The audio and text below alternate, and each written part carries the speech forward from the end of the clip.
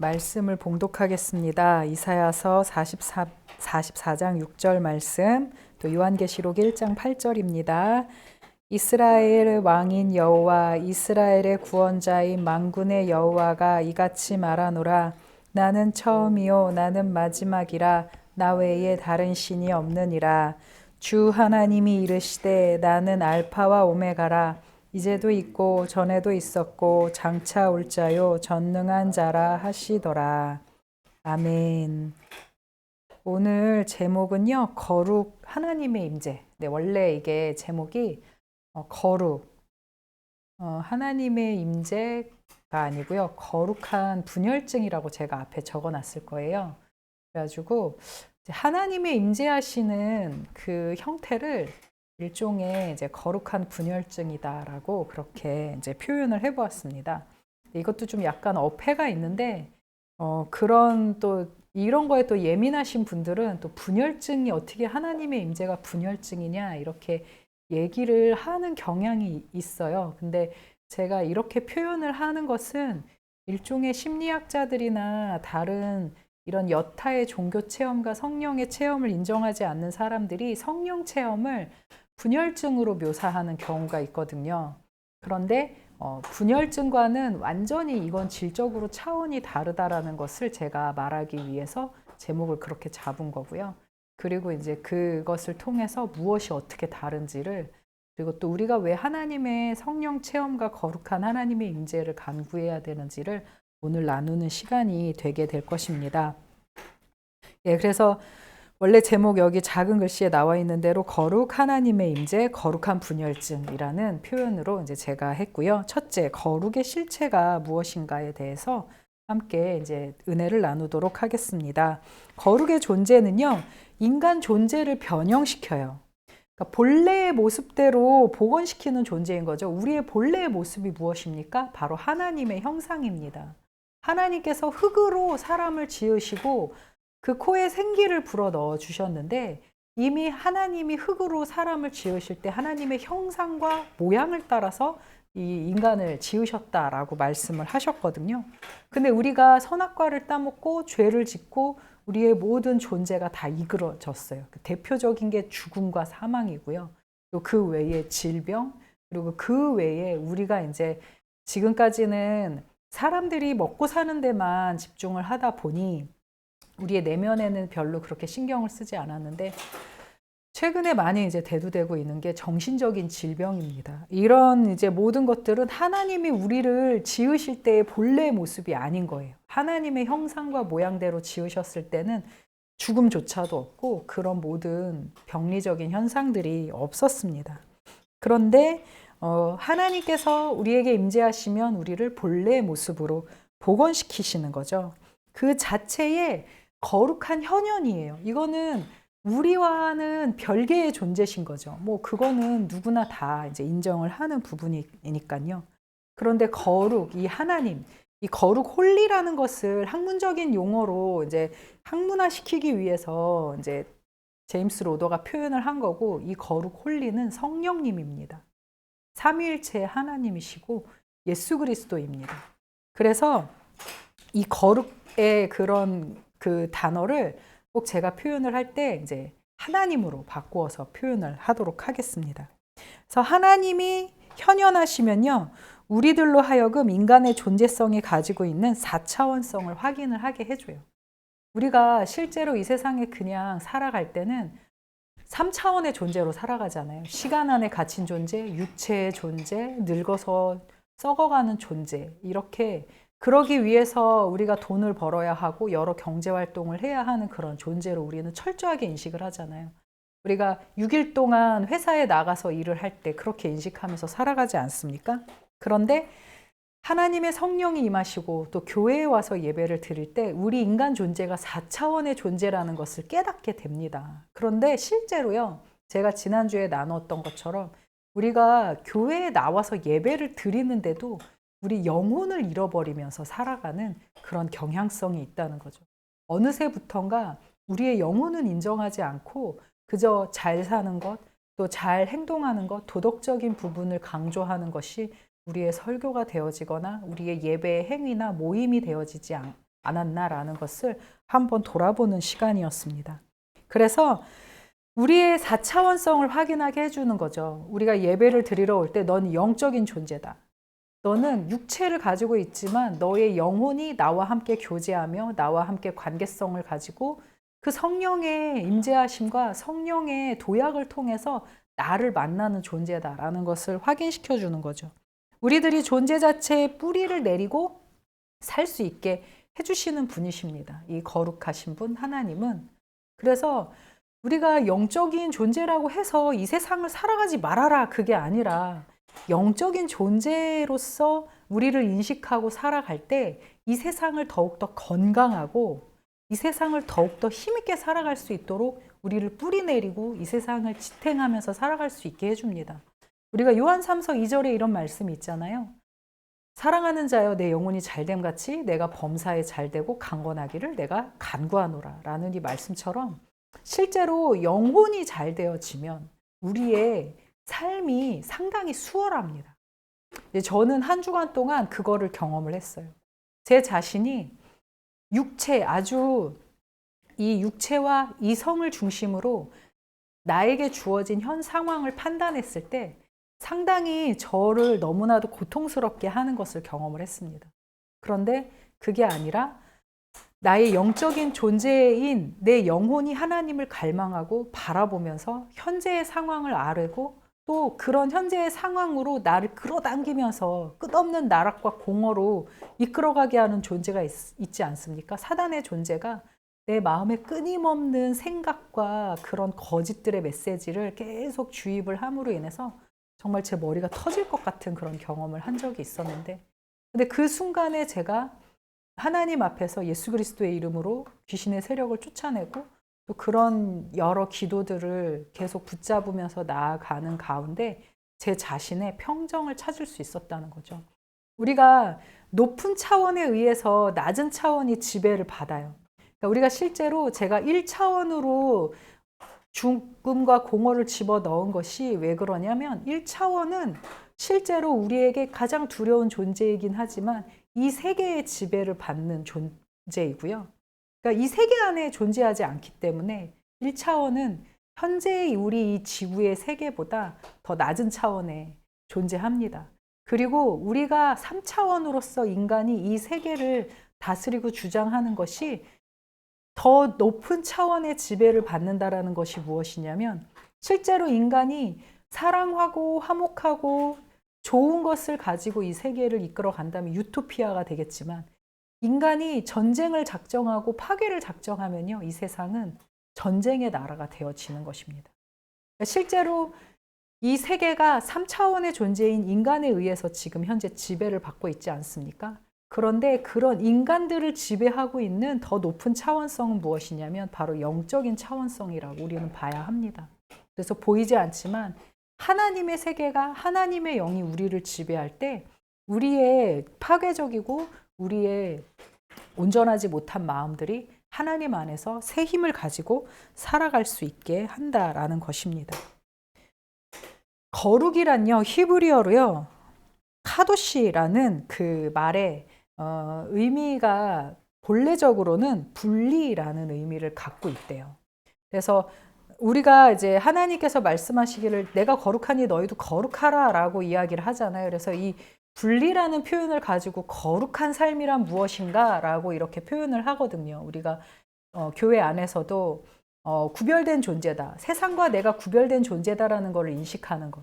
그리고 실제로 밥을 먹을 때도 이제 구약 성경의 여러 율법서에서 계속 강조하는 것이 거룩한 것, 깨끗한 것과 속된 것, 더러운 것을 구별해서 먹어라. 그래서 깨끗한 것은 이렇게 한 것은 먹을 수 있고, 뭐 솔직히 이제 뭐 흰살 생선 같은 거는 먹을 수 있고, 기름기가 많은 생선들은 먹지 못하게 하고, 미꾸라지나 이런 것들은 먹지 못하게 하고, 돼지나 그런 것들은 아무거나 다 먹으니까 잡식성이니까 돼지 같은 것들은 먹지 말고, 소고기 같은 것들은 이제 뭐 풀 뜯어 먹는 그런 초식 동물이니까 그런 것들은 먹고, 이런 식으로 이렇게 거룩한 것과 속된 것, 그러니까 정한 것과 그 더러운 것들을 구별해서 사람들에게 이제 율법으로 말씀을 하시잖아요.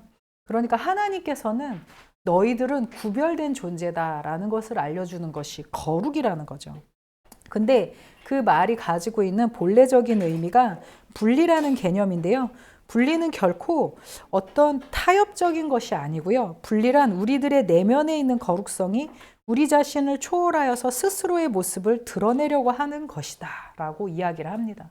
그러니까 이 말은 무엇이냐면 우리들의 있는 내면에 있는 거룩성, 무엇입니까? 우리의 영인 거죠. 우리가 실제로 우리의 육체적인 존재는 현재 이 죄가 있는 세상 가운데 담겨져 있는 존재잖아요. 그런데 이 죄가 있는 세상 가운데 담겨져 있지 않은 것이 무엇이냐면 바로 우리의 영입니다. 이렇게 우리의 내면에 있는 거룩성이 우리 자신을 초월하여서 스스로의 모습을 드러낼 수 있도록 하게 하는 것이 거룩성인 거예요. 우리의 육체의 이 세계 속에 죽음의 지배를 당하는 이런 우리의 육체로서 살아가는 것이 아닌 우리 내면에 있는 거룩성, 하나님과 연합할 수 있는 우리의 영혼이 존재한다는 것을 아는 거죠. 그러니까 이것이 서로 이렇게 분리라는 표현은 좀 우리나라의 그 말은 좀 한계가 있는 것 같아요. 그런데 어쨌든 개별적으로 존재하고 있다라는 것을 아는 것이 거룩이라는 거죠. 우리가 거룩이라는 것은 첫 번째로 정한 것과 깨끗하지 않은 것을 구별해서 먹고 마시고 행동하는 것들, 그런 것들을 이제 우리가 구별해서 살아가는 것이 거룩인 거고, 세상과 나를 구별해서 살아가는 것이 거룩이잖아요. 그런데 거기에서 더 나아가서 나라는 존재를 분리시키는 거죠. 그러니까 나라는 존재를 구별시키는 거예요. 내가 이 세상의 죽음을 향해 가고 있는 죄된 존재인 육체를 가지고 있지만 그렇지 않은 영원히 사는 존재인 영혼이 나와 지금 함께 구별되어져서 같이 있다라는 것을 인식하고 그 영혼이 하나님을 만나게 하는 그 과정이 바로 거룩이다라는 것입니다. 그래서 이렇게 우리 자신을 초월해서 스스로의 모습을 드러내려고 하고 그 영혼, 하나님과 만난, 하나님과 연합하고 하나님과 관계를 가진 영혼이 나의 현재의 3차원의 육체인 자신을 다스릴 수 있게 하는 것이 거룩한 삶이라는 거죠. 그러니까 그냥 간단히 말하면요, 우리가 기도 열심히 하고요, 정말 평상시에 거룩한 그런 삶을 살아가는 사람들은요, 뭐 이렇게 어떻게 보면은 뭐 정신적인 질병이나 뭐 혹은 어떤 스트레스나 이런 거에 지배당하지 않아요. 왜냐하면 이렇게 딱 단정지어서 말하기도 뭐하겠지만, 왜냐하면 그러니까 대부분의 경향이 그렇다는 건데, 일종의 그런 세상의 인간적인 생각, 인간적인 스트레스, 인간적인 여러 집중된 에너지들이 영혼이라는 하나님과 만난 그 존재로서 딱 우리가 되어질 때, 그때는 일종의 새로운 그 뭐라 그러죠? 그 의존 대상이 생기기 때문에 어떻게 보면은 더 탄탄해지기 때문에 그 세상에 있는 뭐 여러 나를 괴롭게 하는 것들이 눈에 들어오지 않는다라는 것입니다. 이제 계속 그것은 자세하게 설명을 하도록 하겠습니다. 베드로전서 1장 16절에 기록되었으되 내가 거룩하니 너희도 거룩할지어다 하셨느니라. 그래서 하나님은 아까 제가 말씀드렸던 건데요, 거룩한 분으로 정한 것과 속된 것을 구별하고 세상에서 우리를 구별하셨습니다. 우리가 세상에서 구별된 것은 인식하는 것은 우리의 존재가 영적인 것을 인식하는 것에 있다라는 거죠. 우리가 이제 거룩하다라는 것, 지금까지 알고 있던 개념은 우리가 구별해서 사는 것, 세상과 구별해서 사는 것, 구별해서 먹는 것을 이제 우리가 거룩한 걸로 알고 있었는데, 이제 그런 쪽으로 하다 보면은 거기에 이제 집중하면 율법주의가 좀 되는 경향성이 있어서 너무 치우치면 그런 경향이 있는데, 더 적극적으로 제임스 로더가 표현하는 거룩함이란 내 안에 있는 인간의 육체의 존재뿐만이 아니라 내가 영적인 존재로서 서 있다라는 것, 이 분리된 존재, 구별된 존재로서 있다라는 것을 인식하는 것, 거기에서 인식을 하고, 그리고 그 인식된 상태에서 하나님의 성령을 체험하고 성령님과 함께 살아가는 것이, 그것이 거룩한 삶이다라고 이제 더 나아가서 이야기를 하는 것입니다. 스스로를 정결하게 하며 살아가는 것은 우리의 영혼이 하나님의 거룩한 나라의 백성이 될 것을 인정하기 때문인 거죠. 그래서 많은 사람들이 가장 이것이 시금석이 되는 거죠. 우리가 그리스도인이냐, 믿는 자냐, 아니냐, 이것의 이 가름의 시금석은 결국에 내가 영혼을 가지고 있는 존재이냐, 아니냐를 인식하고 있느냐, 아니냐의 차이다라는 거죠. 우리가 영혼을 가진 존재라는 것을 인식하면 그러면 우리는 예수님을 믿을 수밖에 없는 거죠. 왜냐하면 영원한 나라에 갈 수밖에 없으니까. 근데 나는 영혼 같은 거 몰라. 난 영혼 같은 거 없어. 라고 하면 이 세상에서 살다가 죽는 게 끝이니까 예수 그리스도를 믿을 필요가 없는 거죠. 네, 그렇게 우리 영혼을 인식한다는 건 매우 중요한 것입니다. 두 번째 주제는 거룩, 하나님의 임재, 거룩한 분열증의 두 번째 주제는요. 거룩을 체험하는 경우에 우리가 어떤 일이 일어나는가를 함께 나누도록 하겠습니다. 줄리아드 부조브르라는 여자가 있어요. 러시아의 감옥에 갇혀서 러시아의 고문관에게 고문을 당하고 있었는데 이 고문관의 특징이 무엇이었냐면은 좀 약간 가학적인 성향을 가지고 있는 사람이었대요. 그래서 자기가 고문을 하는데 상대가 되게 고통스러워하고 아파하면요. 거기에서 쾌감을 느끼는 그런 사람을 뭐라고 그러죠? 마조이스트인가? 모르겠어요. 네. 어쨌든 고문을 하면서 쾌감을 느끼는 사람이었던 거예요. 근데 이 여성이 하나님을 믿는 사람이다 보니까 피난처요 반석이신 그리스도를 의지하면서 그녀의 내면 속에서 빛을 발하기 시작을 했습니다. 그러니까 자기에게 현재 고문이 다가오고 있는데 그 고문을 고통스러운 것으로 인식하는 것이 아니라 자신과 자신의 영혼을 분리시킨 거예요. 그 안에서. 이거 분리의 개념으로 이제 설명을 할게요. 자신의 고통받는 육체와 영혼으로 분리를 시키면서 하나님은 나의 피난처시고 반석이 되어 주십니다. 라고 자신의 영혼이 하나님을 의지하기 시작을 한 거죠. 근데 그런 거 안에는 또 자신의 인식도 있고 이성도 있고 다 있었겠죠.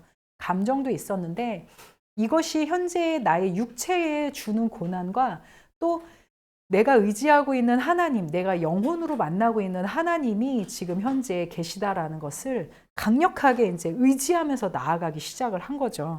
그러니까 그냥 딱 하면 하나님이 계시다라는 것을 인정을 하는데 거기에 그 하나님을 만나는 주체가 우리의 영혼이다라는 것을 인식해라라는 그런 이야기인 거죠. 그러면서 하나님의 그 반석이신 하나님을 의지하기 시작을 하니까 이 여성이 평온의 상태가 유지가 된 거예요.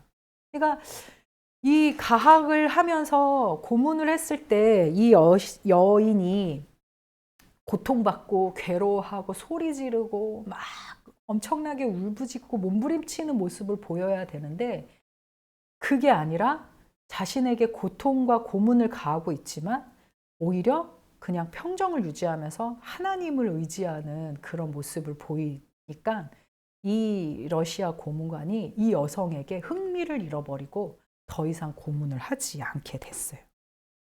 그래서 그 부조부르라는 그 여성의 그 삶 안에, 그러니까 그 순간 안에 거룩성의 현존이 그녀가 처해 있는 죽음의 상황을 뛰어넘어서 그녀의 자아를 굳게 해주고 새로운 기반이 되어주고 있음을 체험했다는 겁니다. 그래서 그녀는 현존하고 있는 인간 존재의 네 번째 차원을 거룩, 바로 성령, 하나님을 체험하고 있었다라는 것입니다. 이것이 보여주고 있는 것은 뭐냐면요. 그 거룩성이란 나의 자아와 분리된 것으로, 그러니까 자기의 자아는 현재 육체의 자아를 말하는 거죠. 이 육체의 자아가 고문을 당하고 고통을 당하면 당할수록 어디로 빠져들어요? 끝도 없는 나락, 공허의 공포로 빠져들어가는 거죠. 이 죽음의 공포가 계속 나에게 이어질 것이다. 나는 이 고통을 계속 느끼면서 살게 될 것이다. 그러니까 마치 제가 지난번에 말씀드렸던 것처럼 우주의 그 350억의 광년에 그 공허의 보이드에 한번 빠진다고 상상을 하면 끝도 없이 떨어지는 그 나락의 그 자체에 절망을 하잖아요. 그러니까 이 여인도 지금 현재 자신에게 오는 그 고문으로 인해서 그걸로 절망하며 나락에 빠지면서 살아갈 수밖에 없었다는 거예요.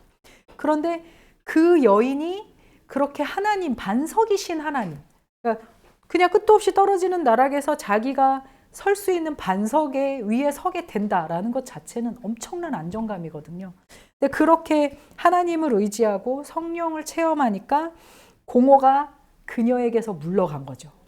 죽음이 그녀에게서 물러갔고 그 죽음에서 떨어져 있으면서 구속의 능력을 가지는 반석 위에 서게 되었다라는 것입니다. 그래서 이제 그것은 네 번째 존재의 차원인 그 영역, 바로 거룩, 성령의 체험을 가지게 했다라는 것입니다. 이것이 우리에게 무엇을 어떤 의미를 주고 있냐면요.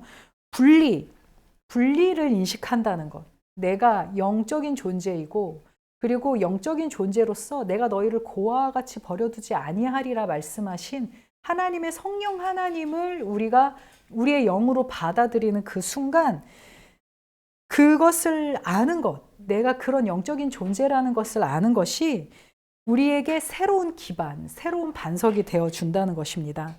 그래서 생명의 기반이 육체에만 있지 않고 영혼에 있으며 그 영혼이 성령 하나님께 의존하고 있다는 것을 인식하는 상태입니다. 그래서 드부조브르의 체험은 자신에게 다가온 고통 속에서 성령 하나님을 강력하게 의존했습니다.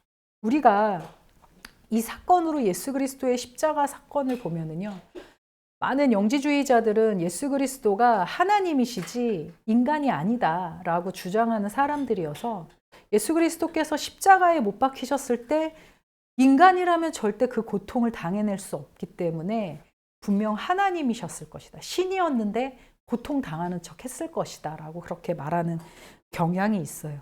그런데 그게 아니라 예수 그리스도의 십자가 사건도 바로 자신이 현존하는 육체로 성육신하면서 이 세상에 왔지만 자신의 하나님이신 속성, 인간이면서 하나님이잖아요. 그 하나님이신 속성이 성령 하나님과 삼위일체 하나님과 함께 존재하면서 그분들을 삼위일체 하나님을 의지하면서 십자가의 사건을 그분이 감내하셨다라는 거죠. 그래서 육체로서 감내하시고 그리고 그것으로서 인간의 제물이 되어 주셨다는 것을 우리가 알 수 있습니다. 그래서 고통받는 척한 것이 아닌 고통 가운데 하나님을 의지한 것입니다. 우리가 고통 가운데 있을 때 단순히 그냥 우리의 고통을 그대로 내어버려 두면 우리는 그 고통에 함몰되거나 그 고통을 그냥 견디면서 살아가는 존재가 될 수 있겠지만 우리가 고통을 당할 때 예수님 나를 도와주십시오. 내가 지금 현재 고통당하고 있습니다. 나의 혼자의 힘으로는 결코 이 고통을 견뎌낼 수 없습니다. 예수님이 나의 반석이시고 피난처가 되어 주십시오. 라고 그렇게 기도해야 한다라는 것입니다. 우리가 흔히 심리학에서는요, 분열, 스키조프레니아 정신분열증이라고 이렇게 표현을 합니다. 그래서 마치 그 보이지 않는 하나님을 우리가 인식을 하고 하나님을 보고 환상을 체험하고 성령을 체험하는 것을 보이지 않는 존재인 하나님을 느끼는 거잖아요. 성령의 체험을. 그래서 많은 심리학자들이나 정신의과의 이제 사람들은 이런 현상들을 정신분열증의 한 형태다라고 이야기를 합니다. 그리고 실제로 이런 하나님을 체험할 때에 그 성령 체험의 현상에 나타나는 그 공통적인 호르몬이 정신분열증에서도 도파민이 나오고요. 성령 체험에서도 도파민이 나와요. 그래서 이런 현상들은 분열증의 형태다라고 표현을 하지만 질적으로 완전히 다릅니다.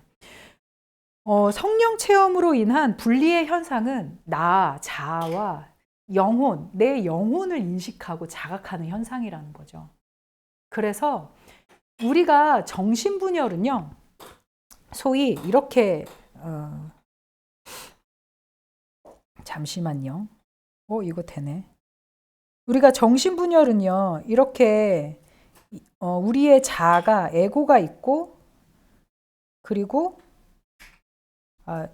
죄송해요. 여기가 슈퍼에고가 있고 그리고 에고가 있고 이드가 있다라고 한다면 대체로 정신분열증은 이 두 가지가 수직으로 분열이 되어지는 상태를 표현을 합니다. 아예 그냥 이 두 개가 서로 두 개의 자아가 생겨서 내 안에 두 개의 자아가 생기면 그래서 서로 인식하지 못하고 아예 남남이 되어버리면 그게 이제 일종의 해리 현상이라면, 근데 그 서로가 이제 뭐 교차하면서 이 과거의 이드, 무의식 안에 있었던 경험들과 이런 것들이 서로 연상을 이루면서 하나의 뭐 분열과 환상, 환각 같은 그런 것들을 일으킨다면요. 그러면은 이제 정신분열증이 되어지는 거죠. 그런데 우리가 실제로 이 성령의 체험은요, 수평적이에요. 우리가 여기에 뭐 슈퍼에고와 이제 심리학적으로 표현하는 우리 자아를 표현할게요. 슈퍼에고와 에고와 이제 이드가 있다라고 이제 표현을 하면은요, 이게 나인 거죠, 나. 나이지만 그 위에 있는 내 영적인 스피릿이 존재하는 것, 바로 그것을 인식하는 것은 이제 수평적인 차원이라는 거죠. 그래서 성령의 체험은 바로 이 수평이 분리되어지고 그리고 내가 영적인 존재라는 것을 인식하는 거예요. 그러니 여기에 같이 함께 성령이 우리의 체험 가운데 오는 것입니다. 그래서 성령이 영으로 임하시고 그 영을 인간의 나라는 자아가 인식하는 과정이 성령의 체험인 거죠. 그래서 분열증과 성령의 체험은 완전하게 달라요. 같은 호르몬을 내뿜는 그런 현상이 있지만요. 그래서 분열은 인간 내부인 자기 안에서 일어난 분열의 현상이기 때문에 끝없는 공허의 나락으로 떨어지는 듯한 공포를 일으킵니다. 왜냐하면 자기가 봐서는 안 될 것, 남들에겐 보이지 않는 것인데 나에게는 보이고 있기 때문에 그 안에서 두려움을 느끼고 자기 안에서 분열이 되어진 것이기 때문에 누구에게도 의존할 대상이 없는 거죠. 지금 현재의 상황에서는요. 그런데 수평적인 분열 안에서는, 수평적인 분리라는 표현을 할게요. 성령 체험 안에서는 내가 현재 분리가 되어진 것 같아 보이지만, 그런데 이 현재의 나가 바로 성령을 그러니까 죄송해요. 현재의 나가 자기의 영혼을 인식하고 성령을 의존해서 서게 되는 존재가 되기 때문에, 그렇기 때문에 안정적인 거예요. 성령의 체험. 오히려 더 강해지고 오히려 더 자신을 단단하게 만들게 되는 거죠. 그러니까 소위 이쪽 계열에서는 미쳐버린다라는 표현이 나오는 거고 이쪽 계열에서는 은혜를 받았다라는 표현이 나오게 되는 것입니다. 그래서 분리의 현상은요, 이제 성령 체험의 현상은요, 자기와 영혼의 공존성을 인식하고 내 영혼이 하나님을 의존하는 상태를 인식하기 때문에 새로운 반석 위에 서는 것입니다. 그래서 극한의 공포와 극한의 슬픔과 극한의 절망과 극한의 좌절 속에서도 오히려 순교자의 길을 갈 수 있는 것은 바로 이와 같은 형태로 존재하기 때문에 인간이 하나님 안에서 힘을 얻을 수 있는 거죠. 그래서 시편 18편 46절에 야훼는 살아계시니 나의 반석을 찬송하며 내 구원의 하나님을 높일지로다. 그러니까 우리가 다윗의 여러 영성들 가운데 그가 가지고 있었던 그 영성 중에 어떻게 보면 그가 하나님 마음에 합하다라는 표현을 하나님이 하시잖아요. 근데 그 홀리 바이블이라는 그 성경 어플 같은 거 이제 이렇게 그 홈페이지에 들어가서 영혼을 한번 검색해 보세요. 그러면은 구약에서요, 영혼이라는 말이 가장 많이 나온 책이 시편이에요. 그리고 그 구약이라는 곳에서 자기의 영혼을 인식하는 존재가 그렇게 많지가 않아요. 근데 항상 다윗이 나의 영혼이 잠잠히 하나님을 바라며 나의 영혼을 구원하소서 전능의 하나님이여 막 이렇게 자기의 영혼을 향해서 말하는, 내 영혼아 비파야 수구마 깰지어다 라고 그렇게 말하는 사람이요, 다윗밖에 없어요. 그래서 하나님이 다윗을 합한 자로 여겼던 게 자신을 바라보고 자신과 연합할 수 있는 대상이 무엇인지를 알았던 사람이었던 거예요. 상당히 예민하고 민감한 사람이었던 거죠, 다윗은.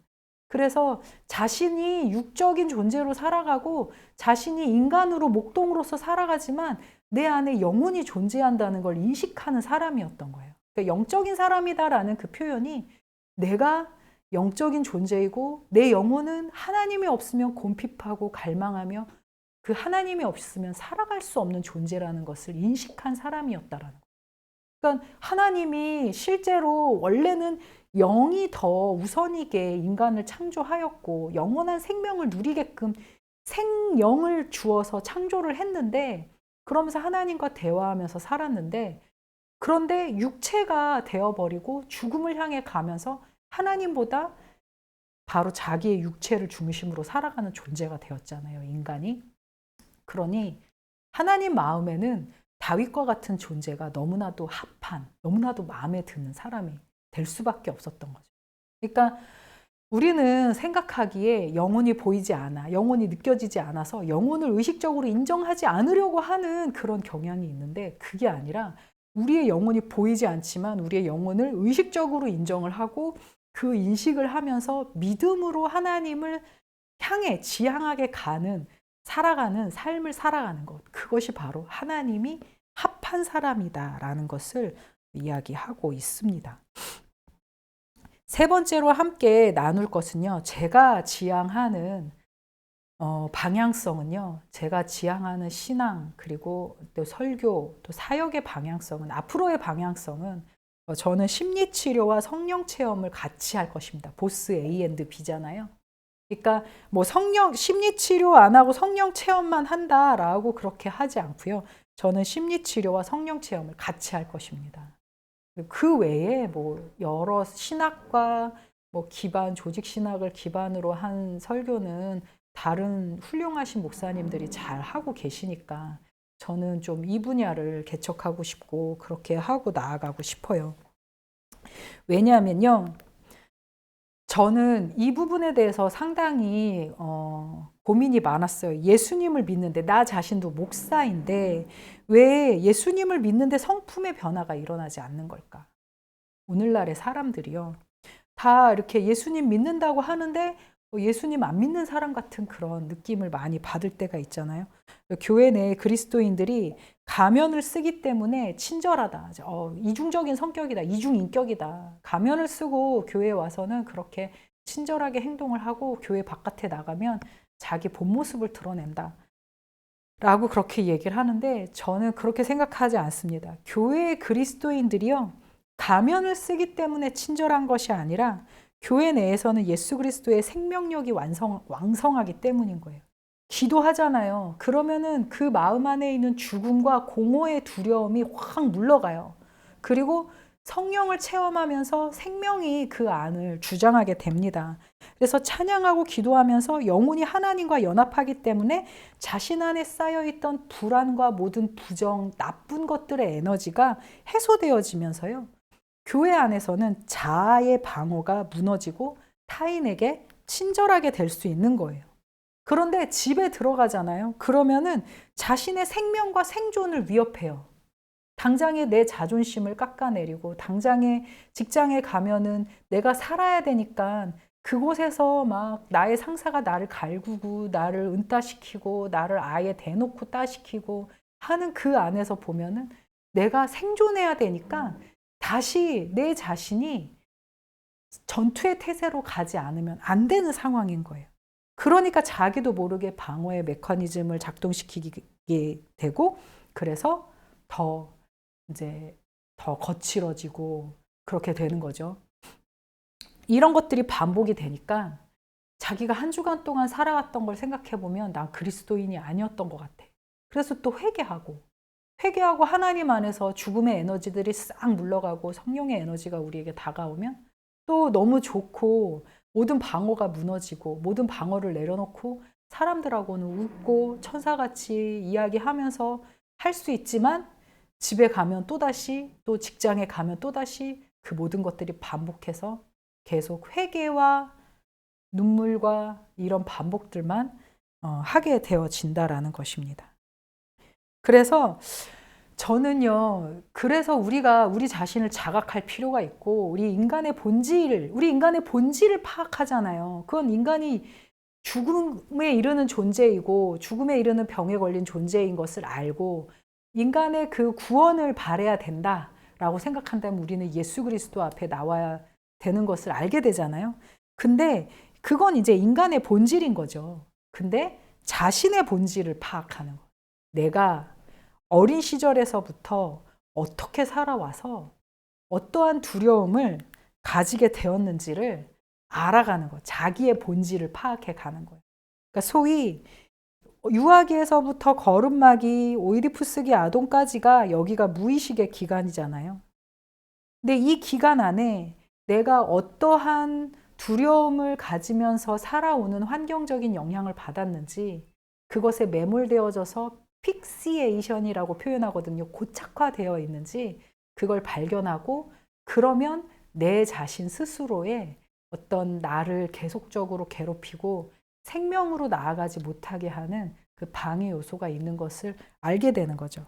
그러니까 나 자신의 본질을 파악할 때 치유의 대상을 인간이 아닌 하나님을 찾게 되는 것입니다.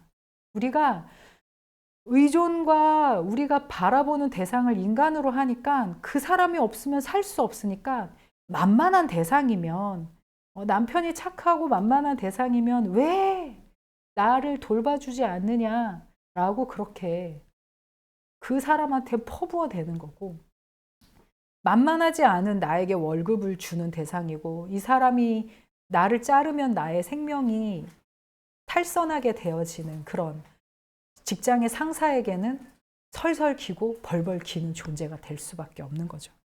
그러니까 우리 자신의 어떤 의존의 대상 그것이 바로 인간이 아닌 하나님을 발견하게 되어지는 것이 바로 치유의 과정입니다. 인간의 병리적인 근원을 완벽하게 다 찾을 수는 없습니다. 그러니까 이제 제임스 로더의 그 연구를 통해서 어느 정도 인간의 병리적인 근원이 이렇게 우리가 자라온 환경 속에 있었다라는 것을 찾을 수는 있지만 그래서 대표적으로 정신분석적인 틀을 활용해서 이제 연구했던 에릭 에릭슨의 그 궤적을 따라서 우리가 이제 그것을 찾아가는 것이 이제 로직 오브 스피릿의 그런 내용인데요. 그런데 모든 걸 완벽하게 할 수는 없다는 거죠. 그리고 완벽하게 해석할 수는 없지만 어느 정도 도움은 될 수 있다라는 거고요. 그리고 앞으로도 이제 저도 그 부분에 배움을 가지면서 이제 더 이게 끝나면 이 작업이 끝나고 나면 더 다른 부분에 뭐 불안이라든지 뭐 공포라든지 이런 것들을 어떻게 다룰 것인가에 대해서 그런 설교들을 하게 되겠지만 그렇게 이제 여정을 시작해 나가겠다라는 것입니다. 그래서 이제 그리고 또 우리가 아까 이제 보여줬던 이런 발달의 지향이 이거는 이제 인간의 발달이고요. 영적인 발달이 있어요. 그래서 영적인 발달의 그 지향점을 이제 찾아가는 그런 과정이 되어질 것입니다. 그것이 이제 앞으로의 설교의 이제 방향성이 되어질 거예요. 그래서 심리와 변형의 차이를 한번 짚고 넘어가겠습니다. 우리가 그러니까 심리적인 심리 치료와 변형, 그러니까 이제 성령 체험의 차이가 무엇인가를 한번 우리가 그걸 이제 짚고 넘어가면서 설교를 마무리하도록 하겠습니다. 제임스 로더가요, 뇌암에 걸리신 아버지를 간호하면서 끝도 없는 공허의 나락에 빠질 때 하나님께 이렇게 기도를 했대요. 당신이 살아계신다면 뭐라도 해주십시오 라고 그렇게 기도를 했대요. 그런데 내 삶의 밑바닥에서부터 솟아올라와 나의 온몸을 적시며 나에게 굳건함과 생명으로 충만하게 하여 나는 깊은 세계를 구성할 수 있게 해준 하나님의 현존에 감격했다. 나의 세계는 전에 미처 알지 못했던 풍요로움, 심오함과 기쁨으로 재구성되었던 것이다. 그러니까 이게 이제 이 체험을 통해서 제임스 로더가 이제 그거를 이 종교 체험과 삶의 변환이라는 책을 쓰게 된 거였어요. 그리고 이제 그 자기의 이제 교통사고의 사건을 통해서 죽었다 살아나는 체험을 하다 보니까 이제 종교 체험과 삶의 그것이라는 게 나오게 됐거든요. 죄송합니다. 이 부분, 그러니까 이 부분의 경험을 가지고 자신의 박사 논문을 쓰게 된 거거든요. 종교 병리와 인간 병리와 정신 병리와 신앙의 체험이다라는 그 책을 쓴 거예요. 그리고 그 다음에 이제 죽었다 살아나는 체험을 하게 되면서 종교 체험과 삶의 변환이라는 책을 확실하게 이제 내게 되면서 그 이후로부터 성령 체험을 설명하려고 하게 되었던 거죠. 그러니까 이때에 이 현상을 통해서 어떻게 구별을 하냐면요. 심리적인 변형. 그러니까 심리 치료에서는 나의 그런 현재의 그 내 안에 쌓인 분노 그리고 공격성 이런 분노감을 어떻게 다루냐? 울분에 찬 공격적인 에너지를 그 분노가 울분에 찬 공격적인 에너지로 변화가 되는 거죠. 그러니까 분노가 쌓이고 쌓이면 왜 내 인생은 이렇게 되어졌나라고 하면서 막 울분하고 막 억울해하고 막 이렇게 하잖아요. 그런데 이제 이런 사람을 심리적인 변형, 심리 치료로 다루게 되면은 다른 대상에게 행해질 공격성이 근본적으로 바뀌어져서 친구로 여겨지게 한다는 거죠. 이제 정신 분석의 과정을 통해서. 그러니까 이거는 심리학은 그냥 철저하게 현실 적응이 목적입니다. 그러니까 우리가 실제로 이 현실 적응이라는 것을 하지 않고 이 작업을 거치지 않고 성령 체험만을 강조하게 되면은요, 현실 속에서 상당히 불협화음이 많이 일어나게 돼요. 그래서 어떻게 사람과 함께 융합하면서 나아가면서 현실적으로 적응해 갈 것인가가 그것이 일단은 먼저 필요한 작업인 거고요. 그렇다고 해서 현실 적응으로만 끝날 것이 아니라 현실을 적응하다 보면요. 계속 에너지가 쌓이게 돼요. 어떤 에너지요? 부정적인 에너지. 그리고 그 현실 적응하면서도 그 가운데에서도 스트레스를 받고 계속적으로 분노가 이제 쌓이고 그러니까 인간이 막 이렇게 편안한 환경으로만 살게 내버려 두지 않잖아요. 삶이. 그러니까 새로운 갈등이 새로운 사람들이 만나지고 계속 오게 되잖아요. 그래서 아무리 현실 적응을 잘 한다고 할지라도 결국에는 그 현실 적응이 무너지고 균형이 무너지게 되어집니다. 그래서 변형적인 운동이 꼭 필요하다. 우리는 현실을 적응하는 것 기반 위에 플러스 하나님을 체험하는 변형적인 운동이 필요하다. 그래서 심리적인 역동성을 포함해요. 그러니까 여기 앞에 것들을 이렇게 포함을 해요. 그런데 보다 폭넓은 중거. 그러니까 내 삶에 의존하는 대상, 내 삶에 지금까지 어릴 때는 어머니를 의존하잖아요. 나이가 들어서는 애인, 그리고 자기 아내를 의존하고 더 늙어서는 자식을 의존하잖아요. 그런데 부모가 완벽한 사람이 없고 아내나 남편이 완벽한 사람이 없고 자식이 완벽한 사람이 없을 때는 그러면 누구를 의존해야 돼요? 근데 그런 더 폭넓은 중것들인 성령님을 의존하게 되어지고 의기소침한 상태를 변화시켜서 자신의 궁극적인 존재의 근거를 발견하는 작업을 하는 것이 바로 성령의 체험이다라는 거죠.